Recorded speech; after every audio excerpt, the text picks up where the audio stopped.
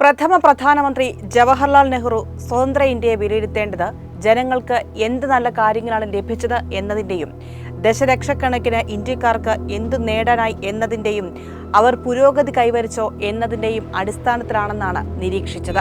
മോദി ഭരണത്തിൽ ഇന്ത്യയിൽ ജനാധിപത്യം സ്വേച്ഛാധിപത്യമായി രൂപാന്തരം സംഭവിച്ചിരിക്കുകയാണെന്ന് കൂടുതൽ വ്യക്തമാകുന്ന റിപ്പോർട്ടുകളാണ് പുറത്തുവരുന്നത്.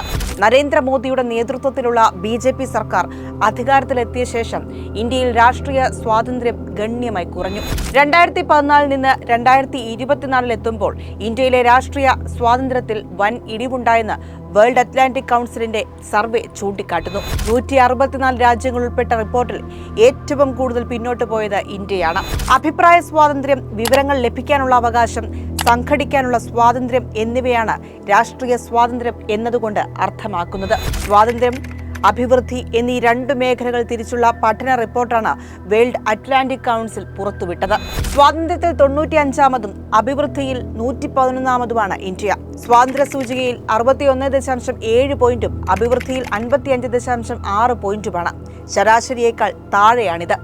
രാഷ്ട്രീയം, നിയമം, സാമ്പത്തികം തുടങ്ങിയ ഘടകങ്ങൾ പരിശോധിച്ചാണ് രാജ്യങ്ങളിലെ സ്വാതന്ത്ര്യത്തെ സംബന്ധിച്ചുള്ള സൂചിക തയ്യാറാക്കിയത്. വരുമാനം, ആരോഗ്യം, അസമത്വം, പരിസ്ഥിതി, ന്യൂനപക്ഷങ്ങൾ, വിദ്യാഭ്യാസം തുടങ്ങിയ ഘടകങ്ങൾ പരിശോധിച്ച് അഭിവൃദ്ധി സൂചികയും തയ്യാറാക്കി. കഴിഞ്ഞ ഒരു പതിറ്റാണ്ടിലധികമായി രാഷ്ട്രീയ ജനാധിപത്യം ഇന്ത്യയിൽ വേട്ടയാടപ്പെടുകയാണ്. ജാതി, മത, വർഗ, ഭാഷ പരിഗണനകളില്ലാതെ എല്ലാവർക്കും തുല്യാവകാശം എന്ന ഭരണഘടനാ ജനാധിപത്യത്തിന്റെ കാമ്പും കാതലുമായ ആശയത്തെ വംശീയ ഭൂരിപക്ഷവാദത്തിൽ അധിഷ്ഠിതമായ ഹിന്ദുത്വ രാഷ്ട്രീയം മാറ്റിമറിക്കുമ്പോൾ സ്വാതന്ത്ര്യം സ്വപ്നമായി മാറുന്നു.